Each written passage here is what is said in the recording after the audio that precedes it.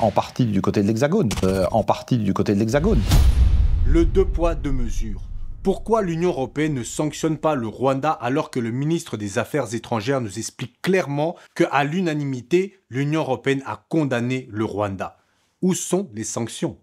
Du côté européen, la condamnation est unanime quant au rôle que joue le Rwanda à l'est du Congo. Et il y a désormais aussi un appel lancé par le Parlement à suspendre aussi le traité relatif aux minerais.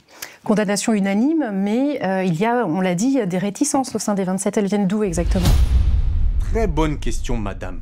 Qui bloque les sanctions si tout le monde est d'accord pour condamner le Rwanda pour leur incursion en RDC? C'est la réponse claire que le ministre des Affaires étrangères va nous donner à l'instant. On le sait, il y a des réticences qui sont exprimées dans les coulisses, en partie du côté de l'Hexagone. Donc c'est l'Hexagone qui bloque. L'Hexagone, c'est le surnom qu'on donne à la France parce qu'elle a une forme hexagonale. Donc c'est la France d'Emmanuel Macron qui bloque les sanctions contre le Rwanda et qui est l'ennemi de la RDC en Europe. Certains d'entre nous, ça ne nous étonne pas parce qu'on avait déjà analysé que c'était la France qui était derrière le Rwanda et on voyait ce qu'ils avaient fait à l'AES et qui faisaient la même chose, c'est leur mode opératoire. Certains de nos compatriotes ne nous croyaient pas en disant que c'était différent le cas de la RDC et de l'AES, mais vous voyez que les mêmes acteurs sont présents avec les mêmes systèmes de prédation. Après le générique, je vais vous mettre l'interview complète du ministre des Affaires étrangères belge et on va continuer cette analyse pour savoir pourquoi le président Félix Tshisekedi, toutes ces années, courait derrière Emmanuel Macron, alors on sait très bien que c'est lui qui est derrière les ficelles du Rwanda, avec le Royaume-Uni et les États-Unis. Bon, les États-Unis, ils sont de leur côté, le Royaume-Uni ne fait plus partie de l'Europe. La personne qui jouait le trouble fait en Europe contre la RDC, c'est Emmanuel Macron. Mais on en parle après le générique. Mbote Bandeko et bienvenue sur ma chaîne. Si ce n'est pas encore fait, n'hésitez pas de vous abonner, de mettre un petit pouce et surtout de commenter pour donner votre avis sur la question. Vous avez entendu le ministre des Affaires belge. C'est l'Hexagone qui bloque pour les sanctions. Maintenant, c'est clair et net, même si nous le savions déjà. C'est pour ça aussi que lors des manifestations, la population était allée vandaliser les ambassades. Parce que le gouvernement congolais, en disant que la population devait se prendre en main, la population, sachant ce qui se passait, malgré que l'État congolais essaye de le camoufler, est allé directement s'en prendre aux ambassades. Même si je rappelle que sur cette chaîne, nous ne cautionnons pas cette violence, c'est un fait. Mais d'abord, je vous laisse regarder l'interview du ministre des Affaires belge. Ensuite, on essaiera de comprendre la position du président Félix Tshisekedi. Vous êtes le nouveau ministre des Affaires étrangères belge. Alors, première question, quelle est la position de la Belgique sur d'éventuelles sanctions contre le Rwanda? Nous sommes effectivement extrêmement clair sur la responsabilité du Rwanda qui, en sous-main, effectivement, veille à nourrir le mouvement M23. À ce titre, nous ne pratiquons pas de double standard. Il y a un agresseur et un agressé. Et j'ai exhorté, effectivement, comme du reste mes prédécesseurs, à ce qu'il y ait une réaction de la communauté internationale et singulièrement des pays européens qui soit beaucoup plus vigoureuse à l'égard du Rwanda. Dans les instances européennes, nous plaidons pour qu'il y ait des sanctions qui puissent être prises à l'égard du régime de M. Kagame. Alors au sein des 27, est-ce qu'il y a un front uni ou y a-t-il des réticences ? Mais vous savez, au sein des 27, la décision relative à une sanction doit être prise de manière unanime. Et donc on sent qu'il y a quelques réticences qui sont exprimées. Il faut pouvoir évidemment être cohérent entre la parole et les actes. Et du reste, vous avez certainement noté que du côté européen, la condamnation est unanime quant au rôle que joue le Rwanda à l'est du Congo. Et il y a désormais aussi un appel lancé par le Parlement à suspendre aussi le traité relatif aux minerais. Condamnation unanime, mais il y a, on l'a dit, des réticences au sein des 27. Elles viennent d'où exactement ? Oh, mais on le sait, il y a des réticences qui sont exprimées dans les coulisses, en partie du côté de l'Hexagone. Mais on a aussi d'autres interrogations. J'entends surtout, moi, travailler à convaincre le plus grand nombre de pays. Mais je pense qu'au vu de la situation de violation du territoire et de l'intégrité de la RDC, de sa souveraineté territoriale, nous devrons avoir une réaction beaucoup plus forte que nous ne la connaissons aujourd'hui. Il y a des exactions qui sont intolérables. Est-ce que depuis la libération de Jean-Jacques Wando, les relations sont au beau fixe avec Kinshasa ? Mais les relations sont bonnes, effectivement. On est très satisfait d'avoir pu clôturer le chapitre relatif à M. Wando. Après, le dialogue franc que nous entretenons avec la RDC est aussi ce qui nous permet de lui délivrer avec la même franchise une série de messages. Et on sait qu'il y a encore de grands progrès à devoir réaliser en termes de gouvernance au niveau de la RDC, dans le système judiciaire notamment, mais pas uniquement. Ce sont des messages que nous adressons évidemment avec beaucoup de transparence aux autorités. Mais aujourd'hui, l'urgence, elle est aussi apparaît au plus pressé quand on voit la situation, y compris humanitaire, dramatique, qui est vécue à l'est du Congo, avec des décès à tire-larigot qui sont effectivement très problématiques et qui doivent indigner la communauté internationale.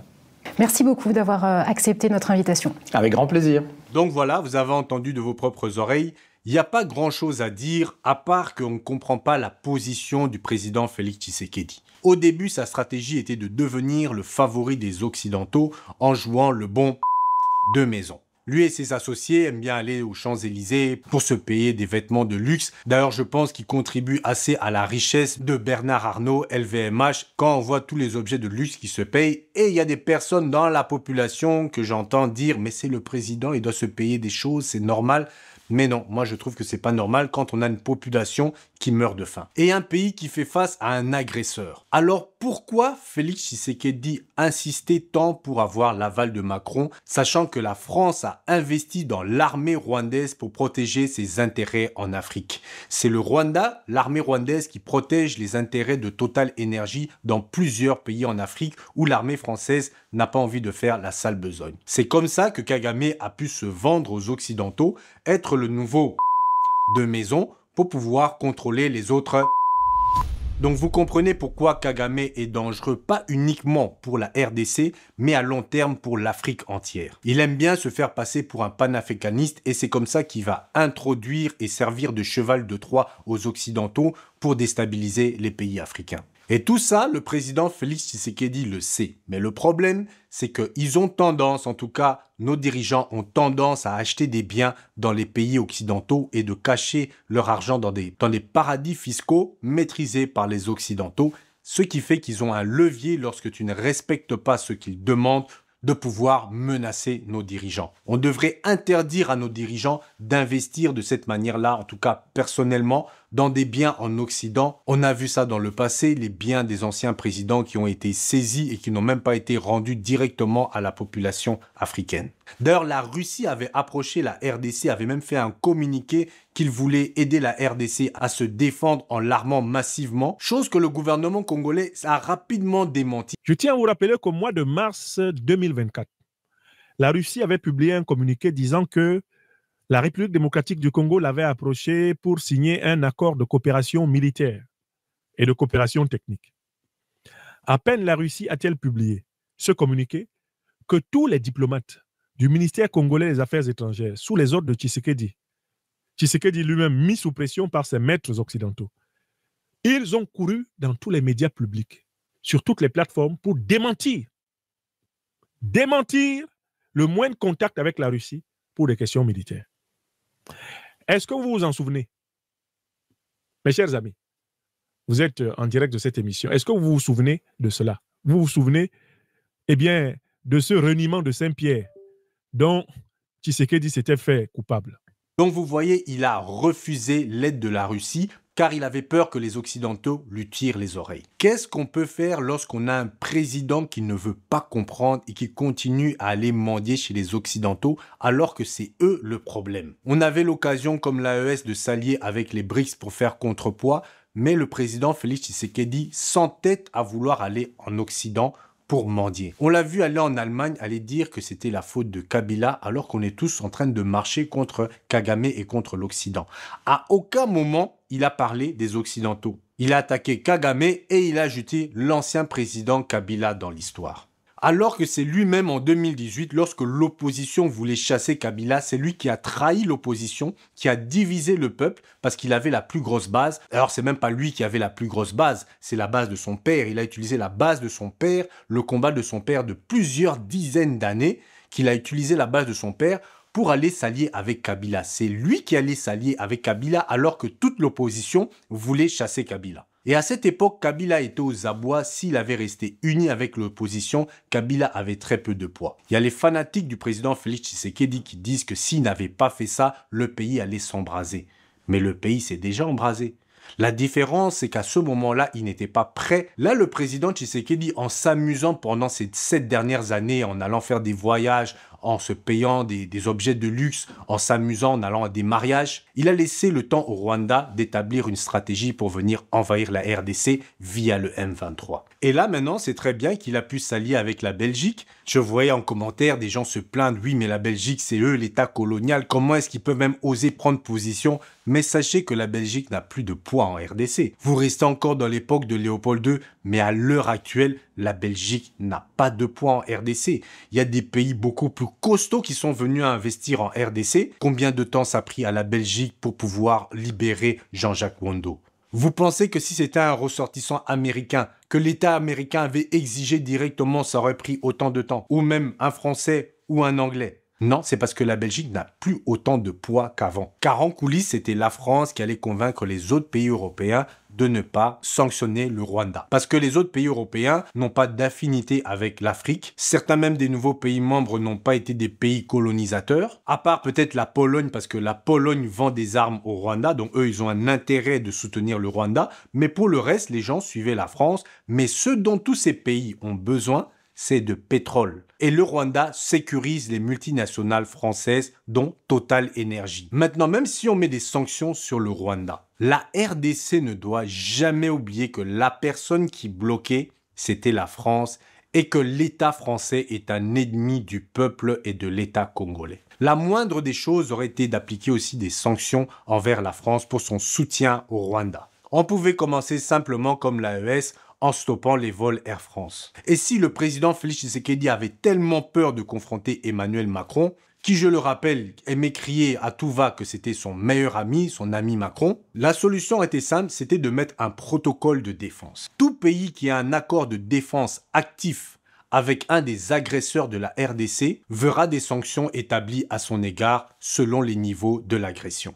C'est une pratique bien connue qui est utilisée dans le monde entier. D'ailleurs, c'est pour ça qu'ils ont peur d'attaquer la Russie, car dans le protocole de défense en Russie, il y a l'utilisation de la bombe atomique. Donc, si la souveraineté de la Russie est menacée à un certain niveau, le président se voit obligé d'utiliser le protocole de défense qui autorise d'utiliser la bombe nucléaire. C'est pour ça qu'ils marchent sur des œufs lorsque l'Ukraine les demande est-ce qu'ils peuvent attaquer avec des armes de l'Occident en Russie, car ils ont peur que le président Vladimir Poutine soit obligé d'appliquer ce protocole de défense. Après, ça c'est dans l'extrême, mais vous comprenez un peu le principe. Comme ça, le président Félix Tshisekedi, comme il aime bien faire ses affaires à Paris et puis les Champs-Élysées, le sud de la France, il pourra dire à son ami Emmanuel Macron, ce n'est pas ma faute, je dois juste appliquer la loi, c'est le protocole de défense, on est obligé de mettre des sanctions, mais voilà, ce n'est pas ma faute. Comme ça, il pourra continuer à enrichir le groupe LVMH comme bon le semble. Donc voilà, Bandeko, ce sera tout pour aujourd'hui. Vous voyez, maintenant, l'ennemi de la RDC, clairement, c'est la France, en tout cas en Europe.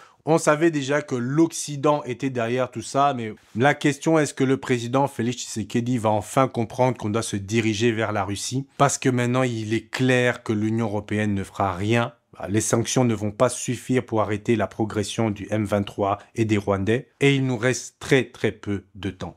Sur ce, je vous dis à la prochaine. N'oubliez pas, j'ai activé aussi l'onglet pour faire des dons si vous voulez soutenir la chaîne. Et nous, on se voit à la prochaine vidéo et prenez soin de vos familles.